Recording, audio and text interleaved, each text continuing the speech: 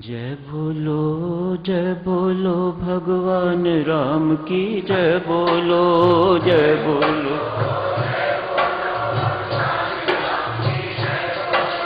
जय बोलो भगवान राम की जय बोलो।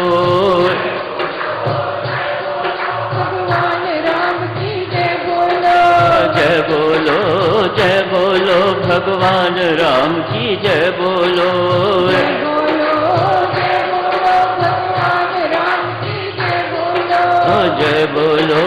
जय बोलो भगवान राम की जय बोलो। जय बोलो भगवान राम की जय बोलो।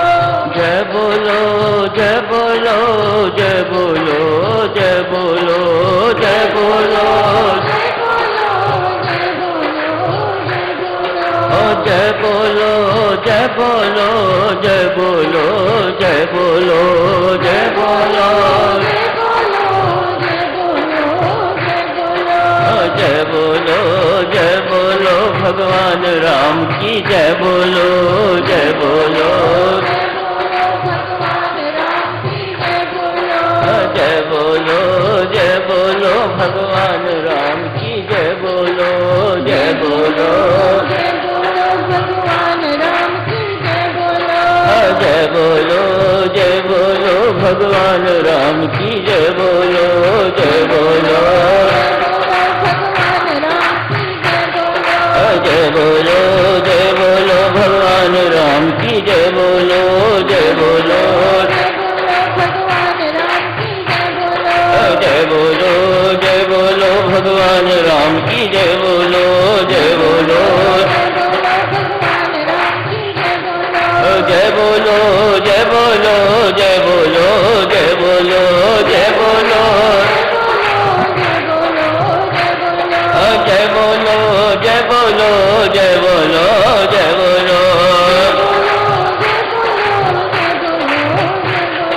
जय बोलो जय बोलो भगवान राम की जय बोलो। जय बोलो जय बोलो भगवान राम की जय बोलो जय बोलो भगवान राम की जय बोलो। जय बोलो जय बोलो भगवान राम की जय बोलो जय बोलो भगवान राम की जय बोलो। जय बोलो जय बोलो भगवान जय बोलो जय बोलो भगवान राम की जय बोलो। कर्म सिद्धांत एवं शरणागति की चर्चा चल रही है साथियों। कर्म सिद्धांत तो यही कहता है जैसा कर्म किया जाए वैसा फल मिलता है। शुभ कर्म का फल सुख और अशुभ कर्म का फल दुख सर्वविदित है, प्रमाणिक है, इसमें कोई दो राय नहीं। प्रश्न साधक यहां ये उठता है, परमेश्वर केवल क्या न्यायाधीश ही है? कर्म सिद्धांत के अनुसार तो ऐसा ही लगता है कि परमेश्वर एक जज है, न्यायाधीश है, हमारी करनी के अनुसार हमें फल देने वाला। भक्ति सिद्धांत इसको स्वीकारता नहीं है। ऐसा नहीं है कि इस सिद्धांत को मानता नहीं है, इसका सम्मान नहीं करता, सम्मान करता है। पर भक्ति सिद्धांत शरणागति जिसे कहा जाता है, उस सिद्धांत के अनुसार, भक्तों के अनुसार परमात्मा अतिशय करुणावान और कृपावान है, क्षमावान है। ये भक्ति का सिद्धांत है, ये शरणागति की महिमा है। जो कोई भी भगवान की चरण शरण में चला जाता है, कठिन काम है, हर एक के वश की बात नहीं है, प्राय इसे कमजोरी माना जाता है। लेकिन नहीं, ये कमजोरी नहीं है, ये शूरवीरता का चिन्ह है, ये आपकी साधना की चरम सीमा का चिन्ह है। कोई माई का लाल परमात्मा की चरण शरण में जाता है, जा सकता है, और उनमें से भी कोई एक माई का लाल होता है जिसे परमात्मा अपना शरणागत स्वीकार कर लेते हैं, विभीषण से बनाते हैं। विभीषण को स्वीकार किया है। इस सिद्धांत के अनुसार साधक, जब परमात्मा किसी को अपनी चरण शरण में स्वीकार कर लेता है तो उनके रक्षा प्रतिपालन का दायित्व, उनके मंगल एवं कल्याण का दायित्व, उनके सुधार एवं उद्धार का दायित्व भगवान अपने ऊपर लेता है। उसका कोई पाप शेष रह जाए ये संभव नहीं है। वह बिल्कुल निर्मल हो जाता है, हल्का हो जाता है। परमात्मा का जो हो गया, परमात्मा उसे अपना बना लेते हैं। तो भगवान के दो रूप हुए, एक न्यायाधीश का रूप, एक शरणागत वत्सल भगवान का रूप। यूं कहिएगा, एक न्यायालय का रूप और एक उनके घर का रूप। यहां न्यायाधीश देखिएगा, कचहरी में जाइए, जज साहब का रूप बड़ा क्रूर रूप होता है। उनके विरुद्ध, उनके अपमान में कोई शब्द कोई बोल देता है या किसी के मुख से निकल जाता है तो उन्हें जेल में भिजवाने का अधिकार है। मानहानि जज साहब की हुई तो उसे जेल भिजवा दिया जाता है। जज is authorise to do so. घर आते ही बच्चा, यदि मूछें हैं तो मूछ खींचता है, यदि सिर के बाल हैं तो सिर के बाल पकड़ता है, घोड़ा बनाता है उसे। आप घोड़ा बनो, मैं ऊपर सवारी करूंगा। वही जज जो वहां इतना क्रूर दिखाई दे रहा था, घर आके तो कितना प्यारा बन जाता है। बच्चे के लिए कोई सजा नहीं। ऐसा ही है साधक जनों, ये शरणागति का सिद्धांत। जो कोई परमात्मा की चरण शरण में चला जाता है उसे देव ये सारे के सारे वरदान अपने आप ही मिल जाते हैं, सारे के सारे अधिकार अपने आप ही मिल जाते हैं। आज विभीषण जी महाराज भगवान की चरण शरण में आए हैं। यहां के न्यायालय में और परमात्मा के न्यायालय में भी बहुत अंतर है। यहां की कोर्ट कचहरी जज साहब केवल दंड देना जानते हैं, ज्यादा से ज्यादा। यदि ये सिद्ध हो जाता है कि ये व्यक्ति निर्दोष है तो उसे बरी कर सकते, बस। शुभ कर्म किए हैं तो उसका उपहार नहीं दे सकते रहे। लेकिन भगवान के न्यायालय में यदि आपने अशुभ किया है तो आपको सजा मिलेगी, यदि आपने शुभ किया है तो आपको उपहार मिलेगा। ये दोनों संसार के न्यायालय में और भगवान के न्यायालय में स्पष्ट अंतर दिखाई देता है। क्षमा की बातें तो बहुत आगे की हैं, कृपा करुणा की बातें तो बहुत आगे की हैं, वह न्यायालय की बातें नहीं हैं, वह तो शरणागति सिद्धांत की बातें हैं जिसकी आज हम चर्चा कर रहे हैं। विभीषण जी महाराज चरण शरण में आ गए। सुग्रीव कहता है, महाराज इस असुर राज को दंडित किया जाए। ये हमारे कट्टर शत्रु का भाई है, निशानन का भाई है, इसे बंदी बना लिया जाए। हम इसे पीटेंगे, मार डालेंगे इसे। एकदम नहीं मारेंगे, धीरे धीरे मारेंगे, जैसे किसी पशु को हलाल किया जाता है, धीरे धीरे मारते हैं, थोड़ा थोड़ा खून निकाल के तो इसका मारेंगे इसे। ये हमारे कट्टर शत्रु का भाई है। भगवान श्री इस बात को सुनते तो मुस्कुराते हैं, हनुमान जी की ओर इशारा करते हैं। हनुमान, मैं तो अनुमान से कह रहा हूं कि विभीषण बहुत सज्जन है। मुझे ऐसा लगता है विभीषण सज्जन है। जो क्यों सज्जन है? इसलिए अपने राज्य मिलने की संभावना को छोड़ के, अपने परिवार को छोड़ के, कुटुंब को छोड़ के, सब कुछ को छोड़ के वह मेरी चरण शरण में आ गया है, तो मैं उसे सज्जन कहूं तो क्या कहूं? भक्त है, सज्जन है। तो उसे निमंत्रण देके आया था, आजा मेरे राम की चरण शरण में आजा, यहां मोह की चरण शरण में ना रहे। संत हनुमान बहुत बड़ा काम करके आए हैं, जो साधकजनों सत्संगति से हर एक को प्राप्त होना चाहिए। सत्संगति बेटा इतना बड़ा काम कर देती है, संत इतना बड़ा काम कर देता है कि बुराई के प्रति आपको जागरूक कर देता है और उसके प्रति विद्रोह करने की आपको शक्ति प्रदान कर देता है, बल प्रदान कर देता है, प्रेरणा देता है। फाइट विद इट, विद्रोह कर इसका और प्रभु राम की चरण शरण में जा। ये काम हनुमान जी महाराज जो संत हैं वह करके आए हैं। उनके हृदय में एक चिंगारी छोड़ के आए हैं। ये मोह है, ये अहंकार है, ये बुराई है, इसके प्रति विद्रोह कर और चल परमात्मा की चरण शरण में। मत सोच वे मुझे स्वीकार करेंगे या नहीं करेंगे। मैं तुम्हें आश्वासन देता हूं, अगर मेरे जैसे वानर को वो स्वीकार कर सकते हैं, तू तो इंसान है, राक्षस है, तुझे भी स्वीकार करेंगे। I assure you. भगवान श्री यही बात कहते हैं, तू तो उसे निमंत्रण दे के आया है, अब वो आया है तो उसका सम्मान कर। भगवान की बातें देखो कितनी प्यारी, कितनी मीठी बातें हैं। कहते हैं अब तू बुला के आया है, उसे निमंत्रण दे के आया है और वह आया है तो उसका सम्मान कर, उसका स्वागत कर। बोलता क्यों नहीं तू? सुग्रीव की बातें तो मुंह होकर सुन रहा है। सुग्रीव कहता है इसे बंदी बना लो, इसे दंडित करो, तो कुछ कहता क्यों नहीं? हनुमान जी महाराज अपनी बात शुरू करते हैं, प्रभु राम के पांव पकड़ते, जो कुछ कहलवाना चाहते हो कहलवाओ।